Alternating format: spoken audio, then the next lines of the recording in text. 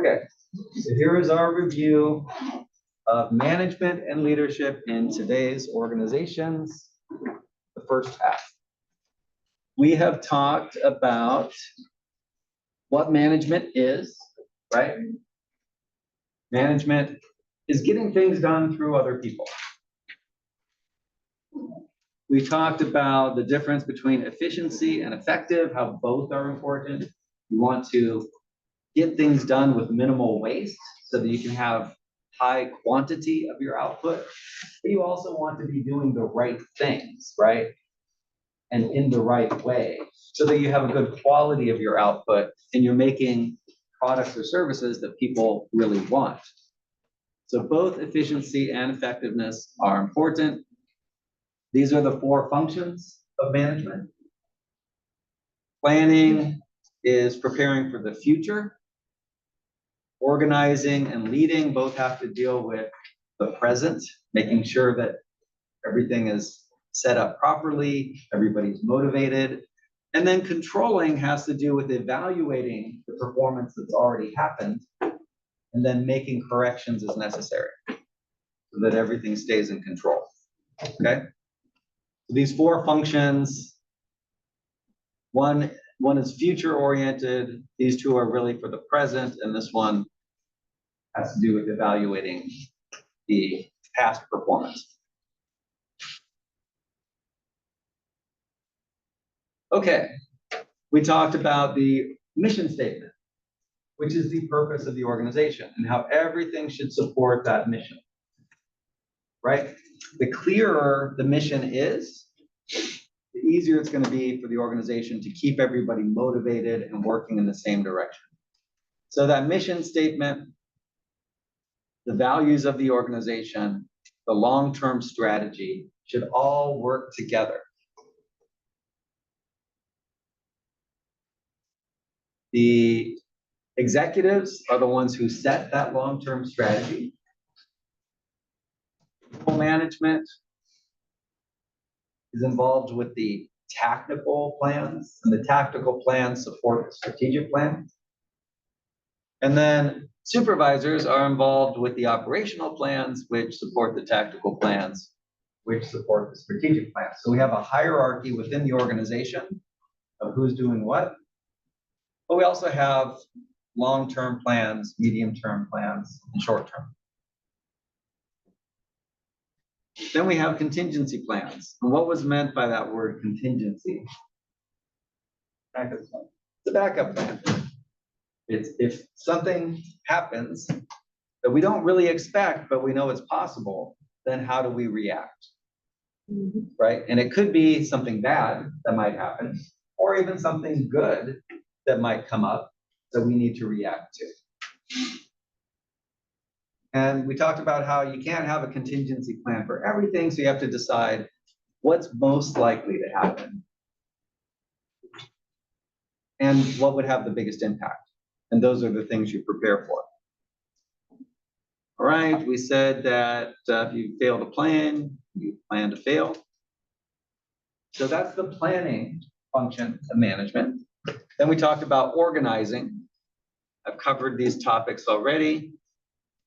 We can see how managers are organized within the organization, right? We've got the executive level management at the top, the middle management in the middle, obviously, and the supervisors or lower level management below. We looked at 3 different leadership styles. And which one is my way or the highway? Autocratic.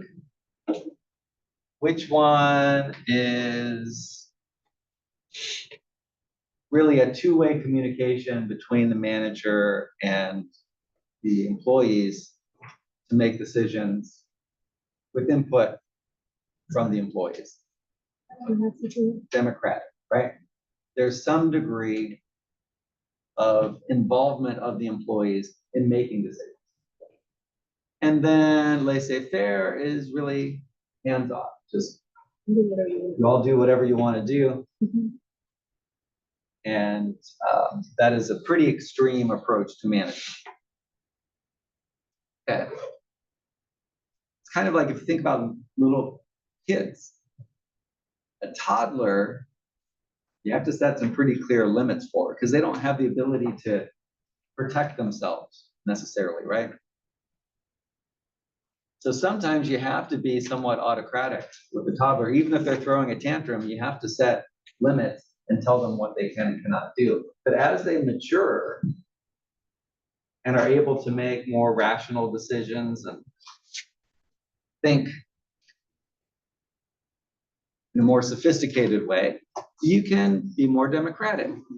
You can ask them what they want for dinner, right? Instead of just telling them what they're going to have. And then as they get to be teenager or young adult, you want to give them the ability to make some decisions on their own, even if they're going to fail sometimes, right? You have to give them that room to try things out and learn on their own. So you can see that these different leadership styles really depend on the maturity of who you are dealing with. The more mature your employees are, the more you can empower them to make their own decisions. But if you've got some brand new employees, especially in an entry-level position, they don't have the knowledge and the skills and maybe even the critical thinking to be able to make some of those decisions. So you have to set more clear guidelines and be more autocratic or possibly democratic. And then the situation makes a difference too. Being democratic takes time. It takes time to ask for input, get that input, have a conversation, right? And sometimes there's not time. So sometimes autocratic is necessary just to the urgency of the situation. So a really effective leader understands these three approaches, these three styles of leadership, and can adapt as necessary. They can be autocratic or democratic or laissez-faire, depending on the circumstances. Okay, does that make sense? Any comments or questions? So then we did get to power. I think we just touched on it lightly, so let's review. Where does legitimate power come from? Who gives somebody legitimate power?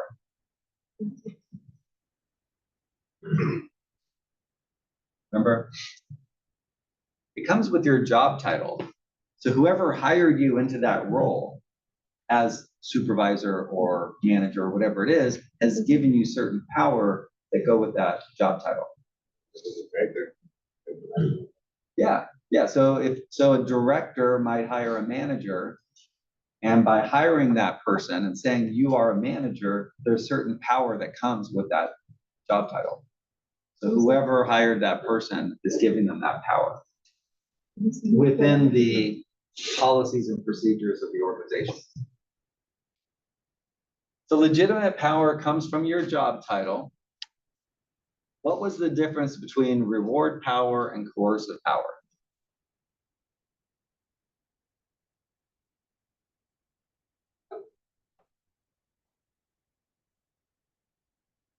When would you use reward power?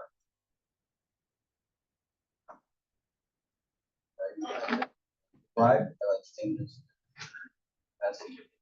Yeah, exactly. It's offering some reward in exchange for some action. Whereas coercive power is different. How does coercive power work? Yeah.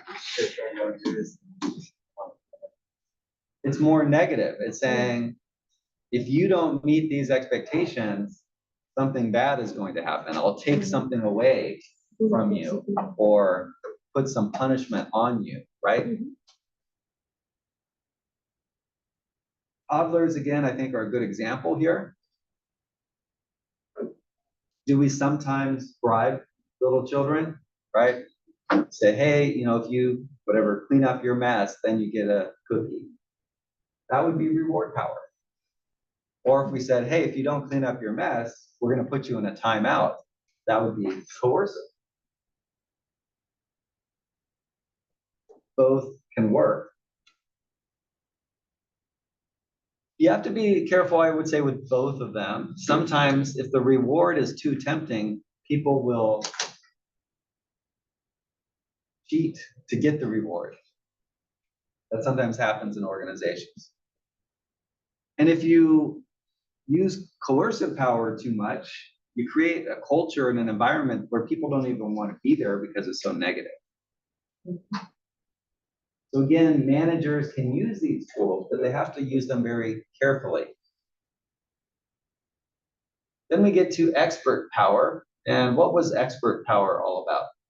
Where does it come from? That already has like their set of skills. Mhm. They're not like necessarily to the job. Okay. They kind of like add their skill sets, like add value to their job. Exactly. So it's based on the skills or knowledge somebody has that gives them some expertise, and that gives them some power because other people lack those skills and knowledge and will come to them for help. And then we got to referent power. And what was that? People with swagger. People what? People with swagger. With swagger, okay. Charisma. Charisma, exactly.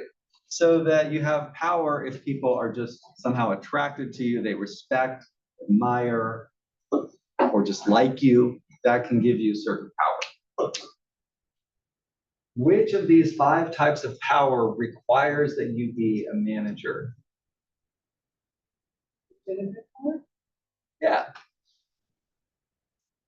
Only legitimate power says that you have to have a certain job title to have certain power. These other 4 types, anybody can have, even if they're not a manager.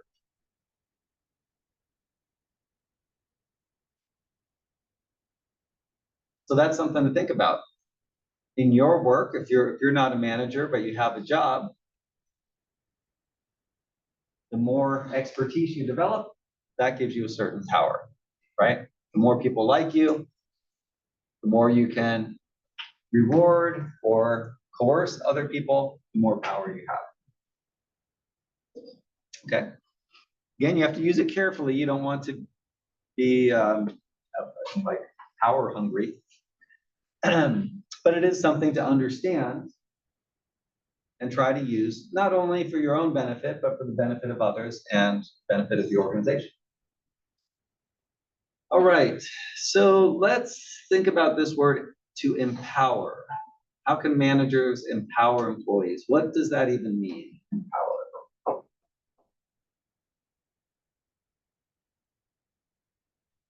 Giving them more tasks. Okay, giving people more tasks could empower them because it gives them more power. To empower is to give power.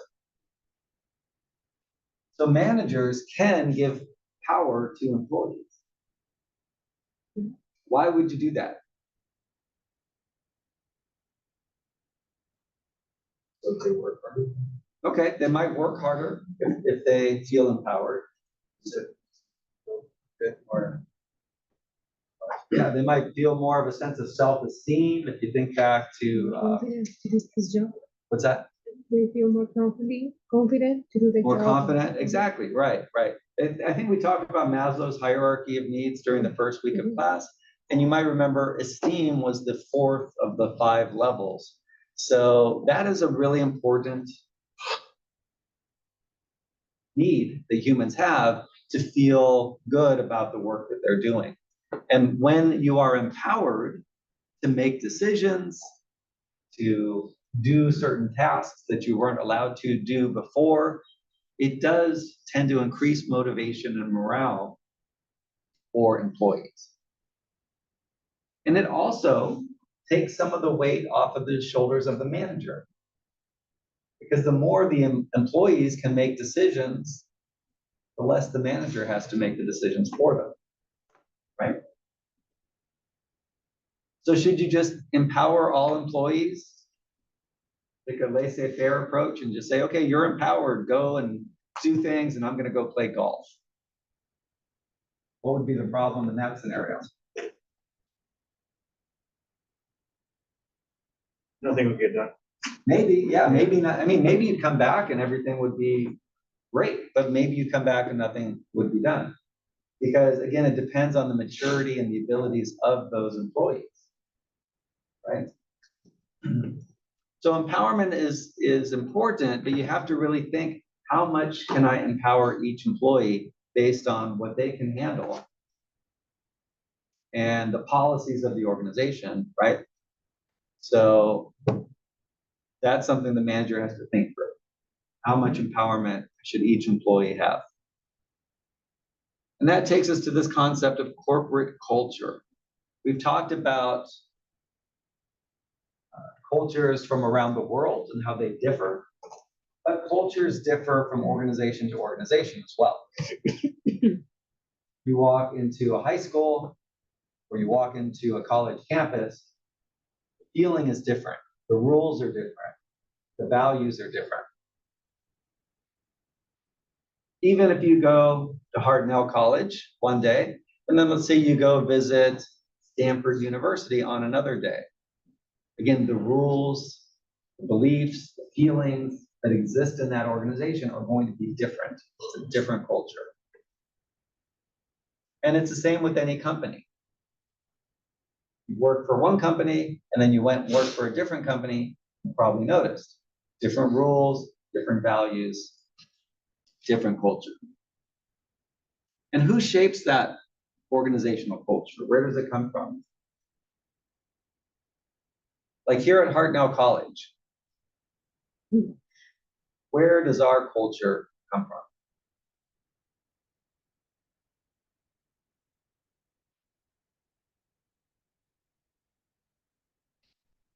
Do you think the board of trustees might have any impact on the culture, and the president and the vice presidents?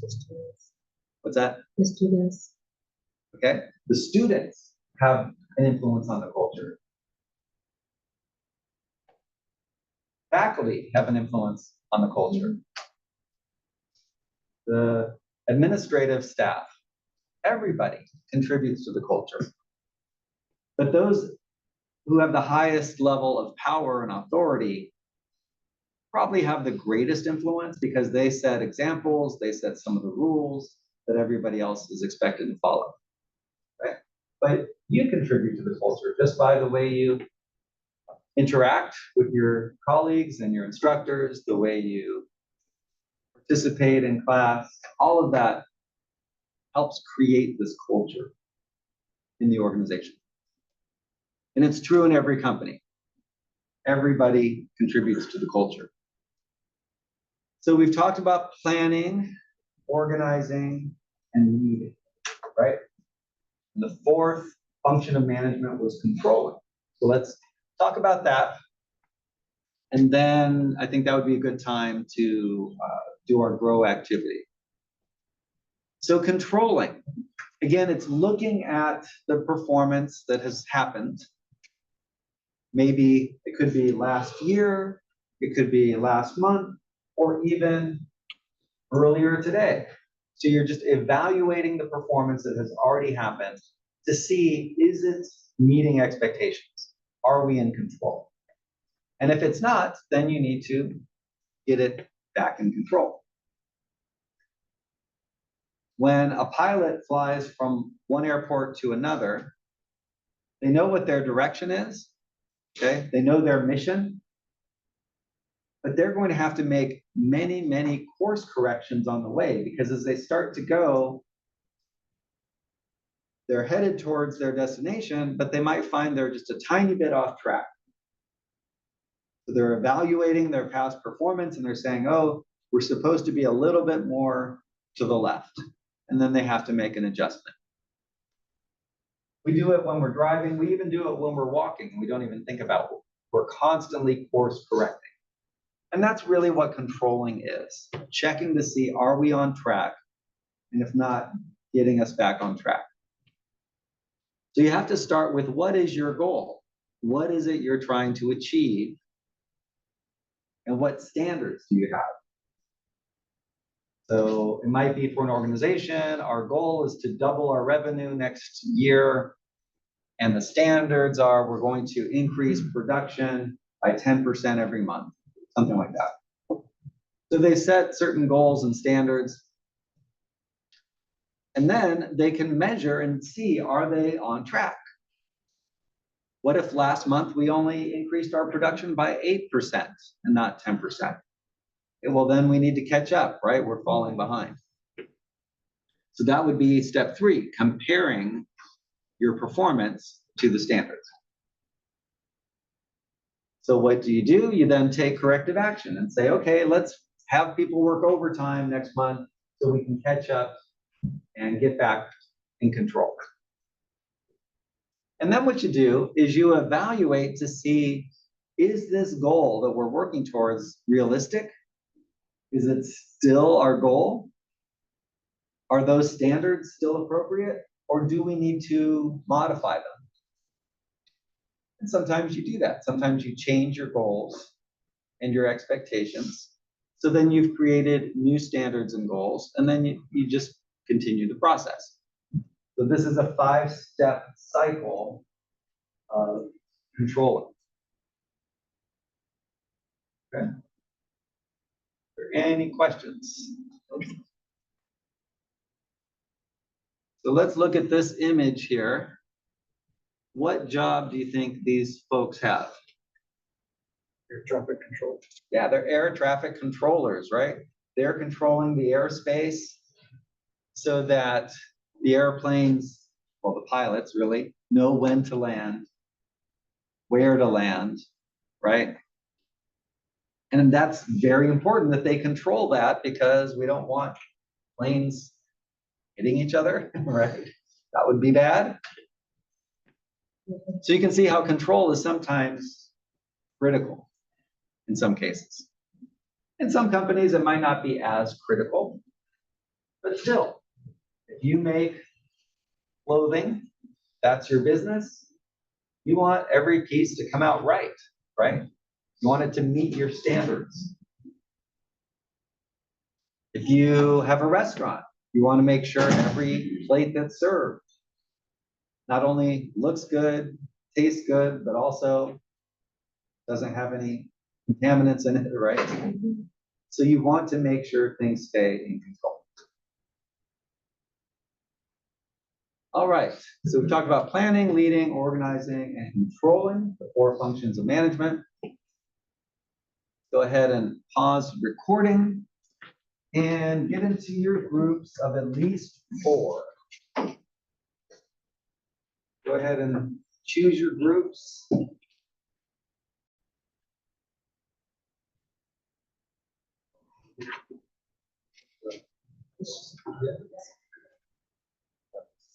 So the textbook tells us that the different roles of managers can be divided into 3 categories.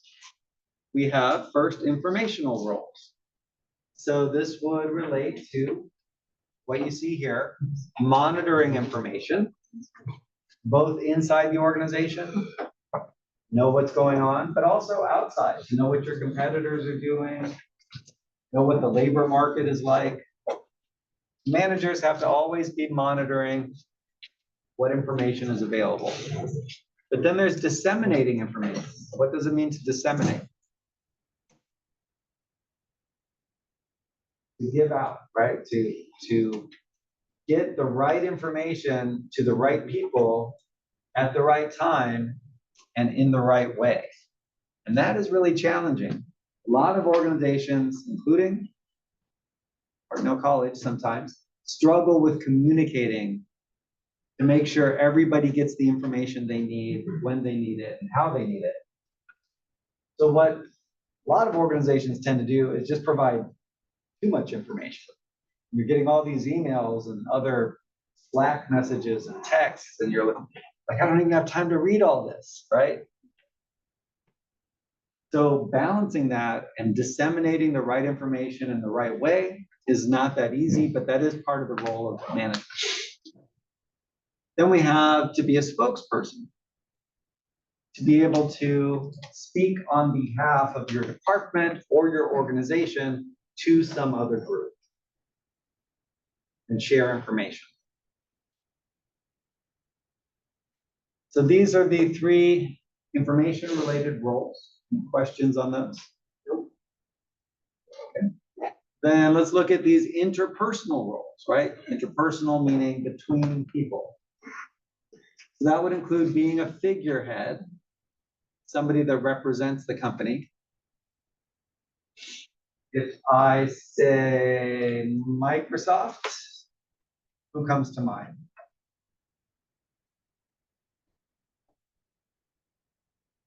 Bill Gates. Bill Gates. He was one of the founders. He's been the primary person. Now, he's no longer a CEO or chairman of the board, as far as I know, but he's still seen, he's still viewed by the public as representing the company.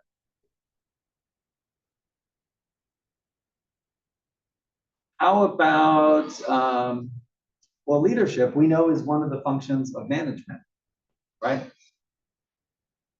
And it's also interpersonal because what a leader does is they inspire people. They make sure that people have the motivation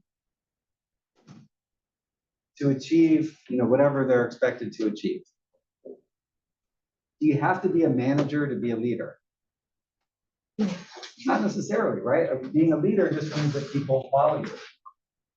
If you are a manager and you're not viewed as a leader, that's probably not really good. Because it is inherent in the job is the ability to be able to motivate people and lead them by providing resources, instruction, and motivation so they get the job done. Liaison. Liaison means in between two groups or parties. Sometimes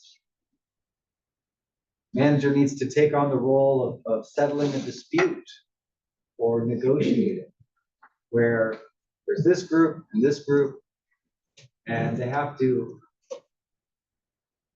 try to build that relationship between the parties to come to a successful solution. Then we get to decisional roles relating to making decisions.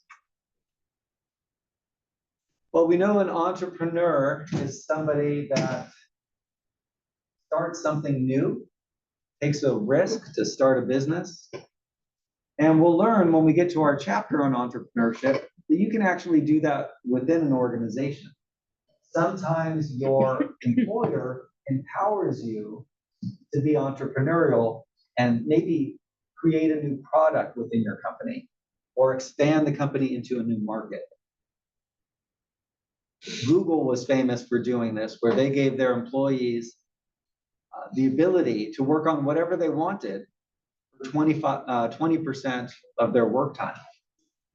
That means one day a week, instead of doing your normal job at Google, you could just work on whatever you wanted. And they developed a lot of interesting products and services, some of them that became quite successful. I don't think that still happens at Google, but they did allow their employees to be entrepreneurial and managers as well. Another role that has to do with decisions is handling disturbances, deciding what do we do in this situation, what should we say to the media in some cases, what do we say to the employees,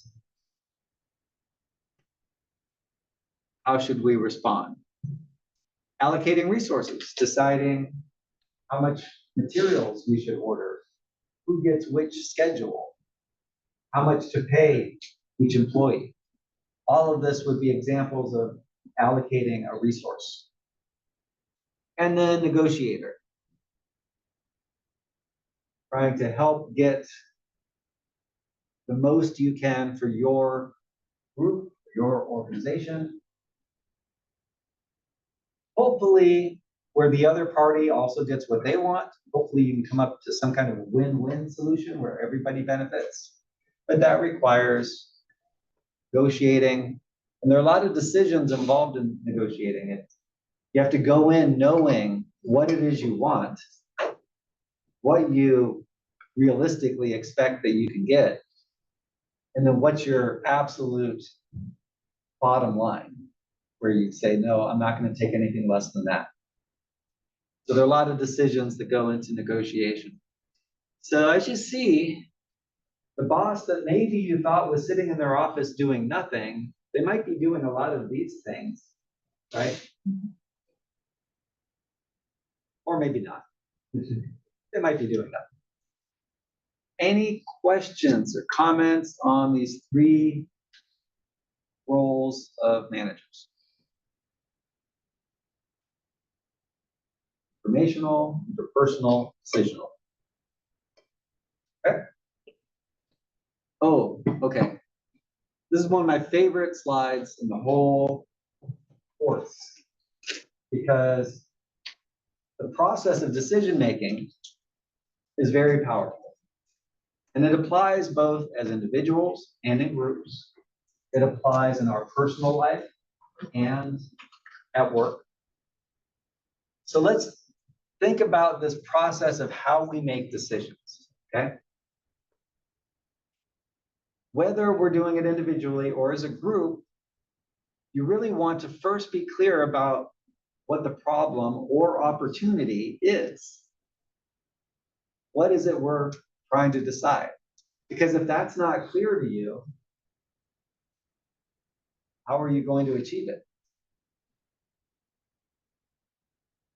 And it's hard enough as an individual to define the problem. In a group, it can be very difficult. Have you ever been in a situation where there's a group of people trying to decide something, but they didn't even agree on what they were trying to decide? Yes. Some people wanted to go to dinner, some people wanted to go to a movie, you know, and it's like, hey, let's first figure out what are we trying to decide here, and then make a decision. So define the problem. Now, once you do that, step 2 is critical. Identify possible solutions. You want as many good ideas as you can realistically manage. And the way to get a lot of creative ideas is brainstorming. Who has ever been involved in a brainstorming activity? Rena? Yeah? Jaden, right? Yeah. So can either of you share, what was that like? What was the brainstorming experience? It's pretty open. Okay. There's a lot of freedom. Okay. Express how you feel and Yeah, that's exactly right. In the brainstorming process, everybody is free to express their thoughts. And in fact, that's what makes it work. So let's say we were trying to make a decision right now. We were trying to decide where to go for lunch, okay? That's our problem. And if we're going to brainstorm about it, we need to create an environment where any suggestion is welcomed. Somebody could say, hey, let's drive to Los Angeles. I know a great restaurant, right? Probably not that practical. But when you're brainstorming, you don't criticize the decision or the person. Everybody just throws out whatever idea happens to come into their head, because by doing that, it starts to spark other ideas. That is the key. No negativity during the brainstorming. And people start bouncing ideas off each other, and you end up coming up with ideas that no individual would have ever come up with, but the group collectively somehow got there. And in fact, I've experienced this many, many times, and oftentimes by the time you're done with the brainstorming session, you don't even remember whose idea was what. So that is the key. Make sure there's no negativity during that process. Now, once you feel like we've got enough ideas here, then Then you start to critique the idea. And you start to say, hey, that LA restaurant sounds great, but I don't think we're gonna get there by lunchtime. You know, somebody else said, hey, let's go to this local restaurant. Maybe that makes more sense. So that's where you start to criticize not the people, but the ideas, and you select one or more that seem to be the best. Okay. Then you go ahead and you implement that idea, and afterwards you check and see how did it work out. And that gives you an opportunity where if it's not working out, maybe you can change the plan. So I encourage you, look for opportunities to involve groups in your decision making. When you're thinking about where to transfer to, what career, what job, who to marry, you know, all these important questions in our lives. Find people whose opinions, perspectives you value, and get their input. And maybe do it, you know, bring everybody together and say, hey, we're going to do a brainstorming session. Let's just throw out ideas, no criticism. Every idea is a good one, and just see what people come up with. Try it out. And I think you'll find they may come up with things you never thought of.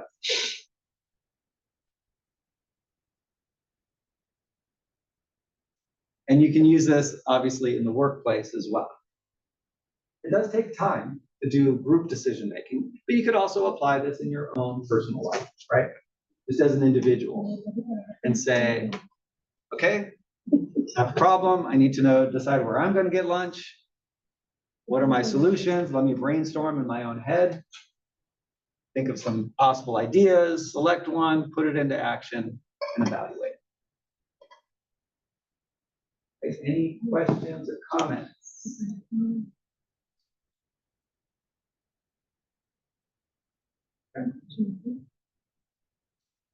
So this is not in the textbook, but there is a theory called bounded rationality that applies to what I've been talking about, which says that we humans, we like to make rational decisions, but the problem is we can't, in many situations, we can't take in enough data to really make a fully informed decision.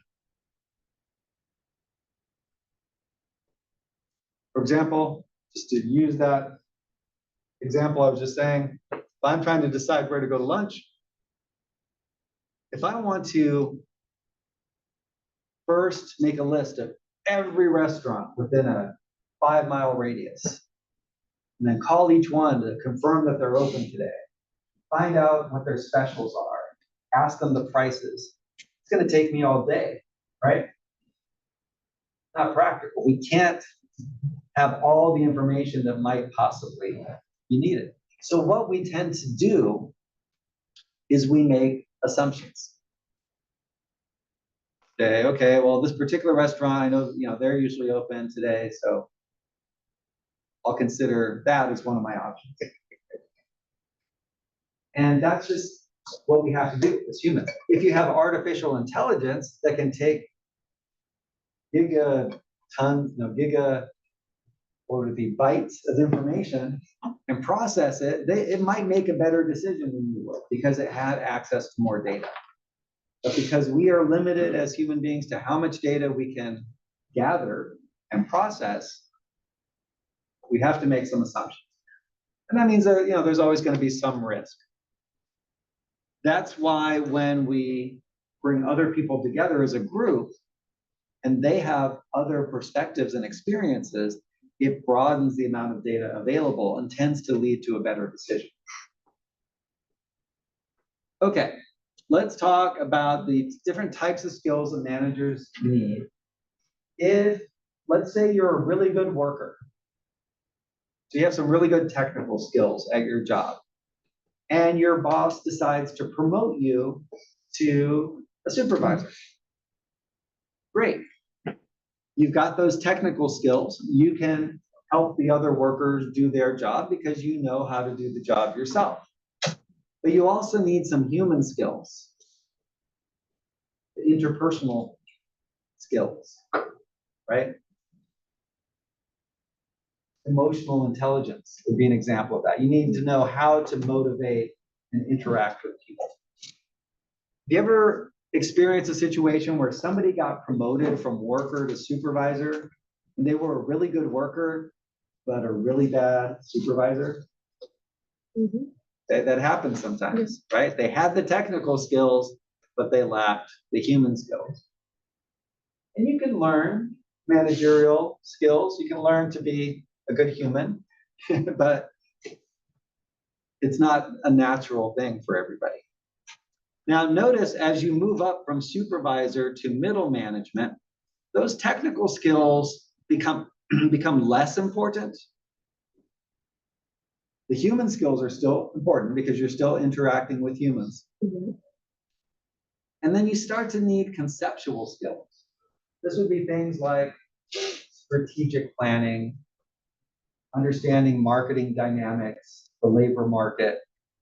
These are things that as a supervisor are not that important, but as you move up, they become more important.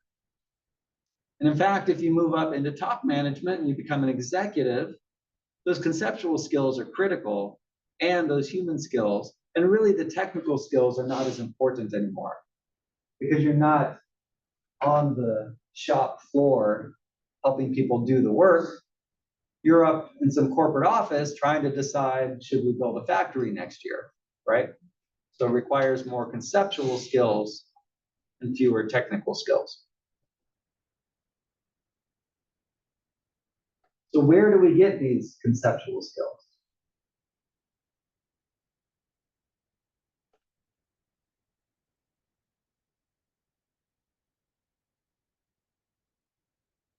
Through study, learning about management, how organizations operate, and through experience. Just working in organizations, working at different levels, interacting with CEOs and vice presidents, you learn to develop those conceptual skills. Okay, what questions are out there? Comments?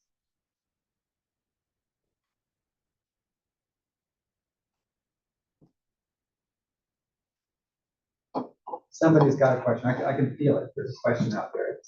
I don't know who has it. See, I knew it. I knew there was a question. Go ahead. Did you ever have fancy lighting?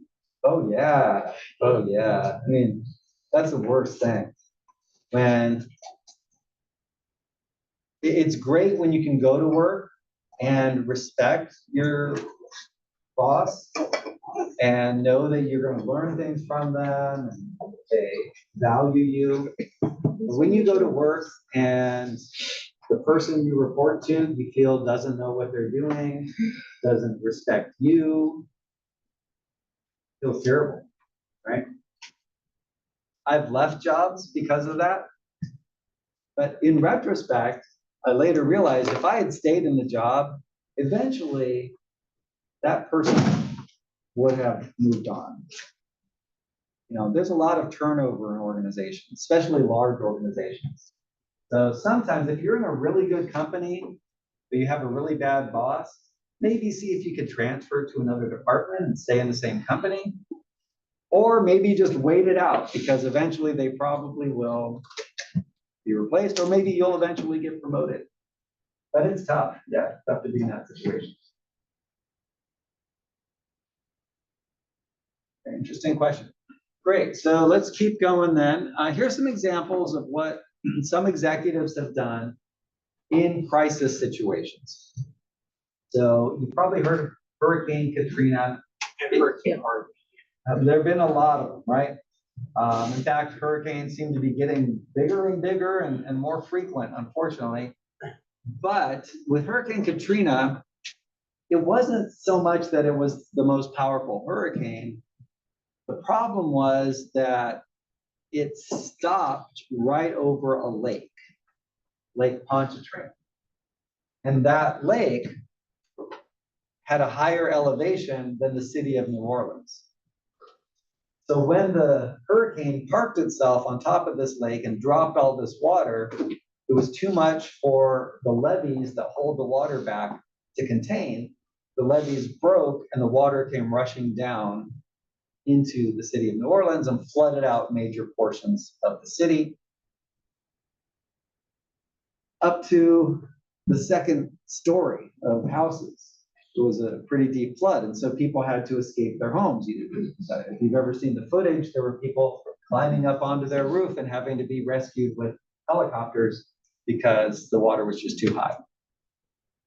So this was a really bad disaster, but people expected the hurricane could hit New Orleans. I remember actually listening to the radio that day because there was concern that it could do a lot of damage. And I remember a reporter saying, hey, the hurricane has passed the city of New Orleans and everything's okay. It really wasn't that bad. But that was before the levees broke. So when that happened, let's look at how some different executives responded.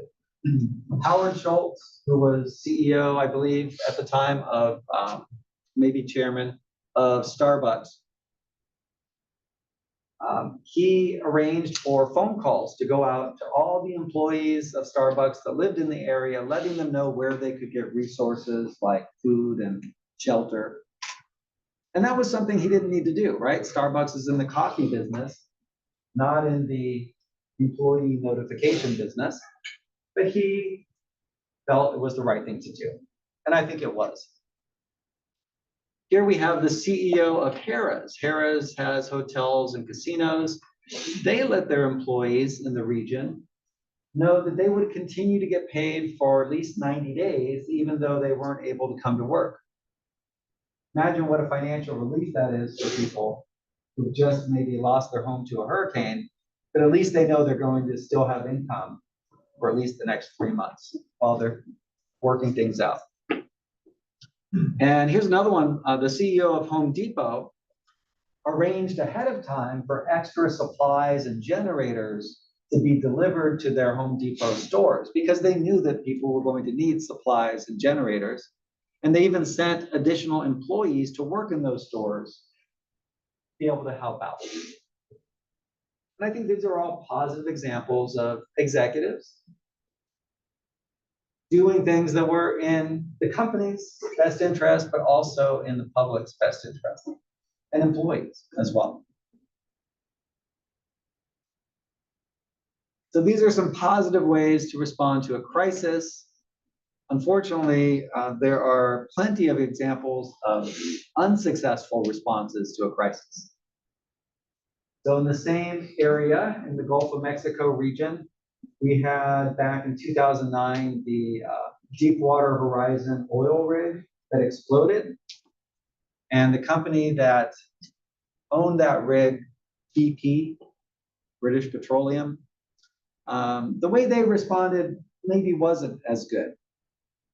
They tried to say that this explosion, which by the way killed 11 people that were working on the oil rig, they tried to say that it wasn't the company's fault, that it was a supplier who helped build the oil rig that was at fault. Even though BP had a really bad safety record, they cut corners on safety all the time, but they tried to say, hey, it wasn't us, it was our supplier.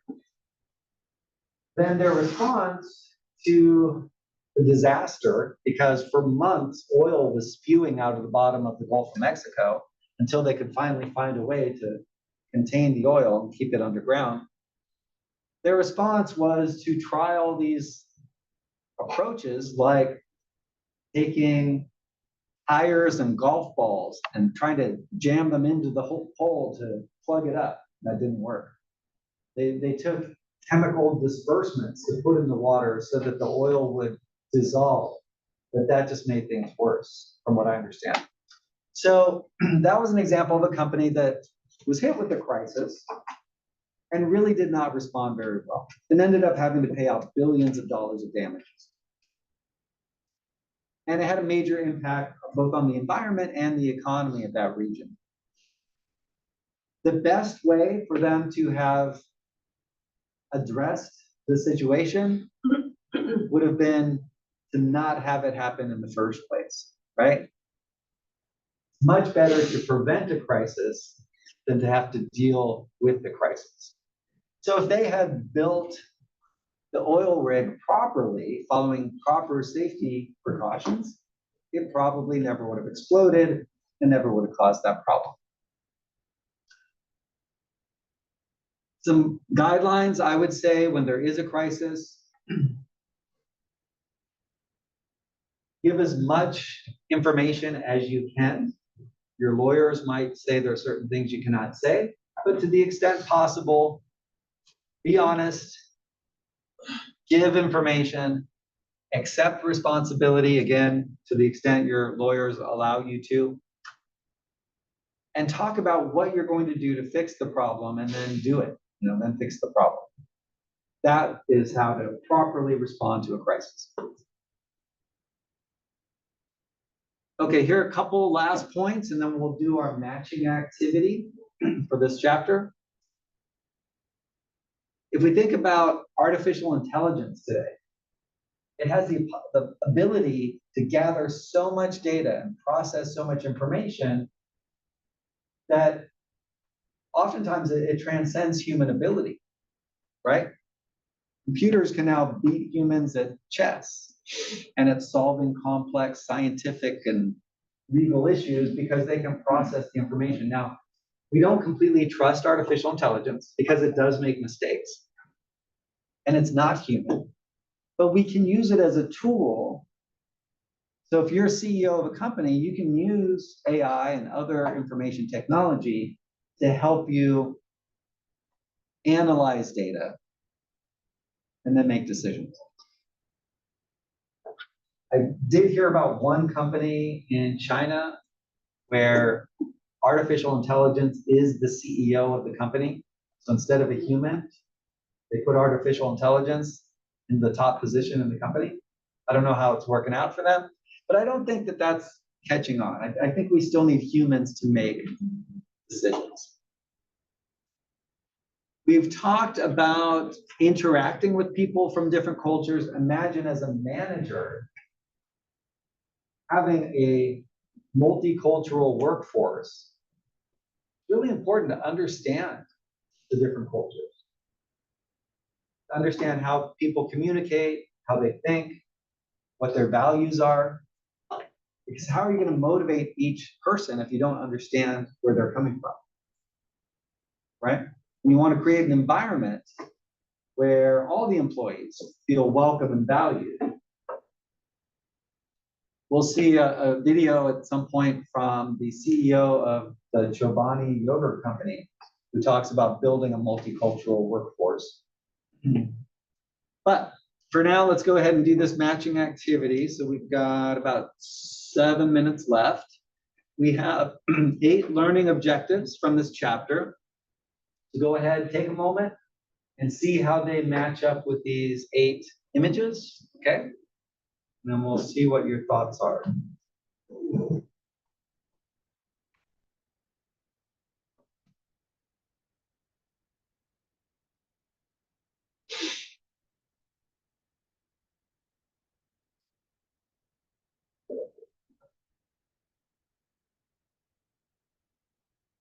Which image do you feel matches with the role of management? Rena, which one are you pointing to? This one. This one? Yeah. Okay. And so this word cloud here, and why did you pick that one? Because she's told me what I need to do. Okay. All right. So managers are leaders. They should have heart. They should have followers, power, responsibility. Yeah, that makes sense. Okay. How about types of planning? What's a good match? Christina? What was that? Pyramid here. Yeah, we see the strategic planning, tactical, operational, and we don't see contingency on there. We know that's the 4th type of planning. Okay, good match. How about organizing?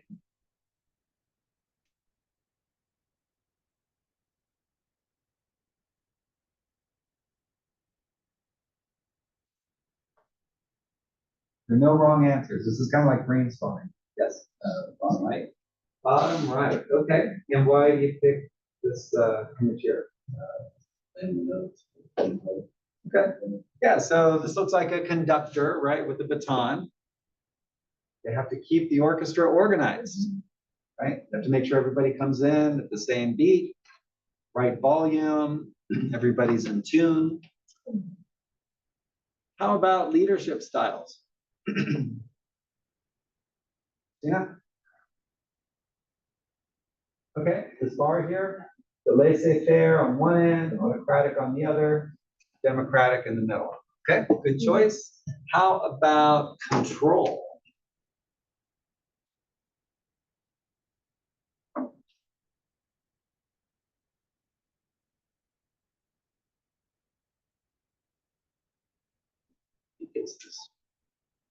Which one, Eric? The one with Steve Wozniak of Apple. Okay, so we've got Steve Wozniak and Steve Jobs, the two founders of Apple, original founders.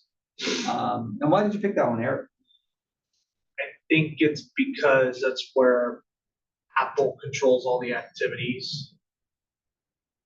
They have a lot of control, for sure, yeah. And as founders of the organization, they had to control what was happening. Okay, good one. Did I mention to you all that when I was growing up in Santa Cruz, there was a man, like I was a teenager at the time, but there was a young man in his 20s, I would say, that used to come over and visit my parents, and I thought he was really cool because he played different musical instruments, and he just seemed like a really interesting guy. What I didn't know at the time, he worked for Apple, and not only that, he introduced Steve Jobs to Steve Wozniak. I only learned that like 30 years later. I'm like, what? Bill Ferguson, who used to come to our house, introduced the two founders of Apple to each other? It's incredible. I wish I'd known. I would have asked him for a job at Apple. Okay, so we got to control. How about the roles managers take on? Roles of management.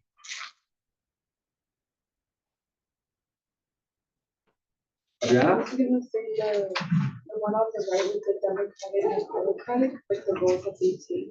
Okay, yeah, they can take a more autocratic, democratic, or laissez-faire role. Sure. How about managerial skills?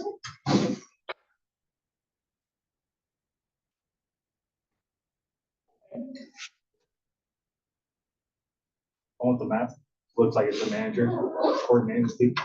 Okay, so here it looks like you got a manager coordinating with people around the world. That takes some skill. Looks like it's happening over Zoom as well. That's a skill. We didn't use this picture.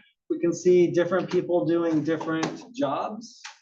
So one part of organizing is dividing up labor into different tasks and assigning who does what job. We also didn't use this one here. This is, what's that? What trends will be affected the statistics?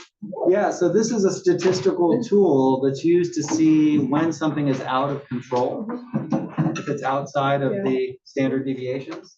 So that could be used to help control processes. And trends? And what? What trends will be affected management in the future? Oh, trends. Yeah, well, what do you think? Can be, What's that? can be these too. Yeah. Oh, yeah, that could be using statistics, using Zoom and remote work. That's another trend. Okay, all right, so we're done with our chapter. Have a good rest of the week, everybody. See you Tuesday. I see you.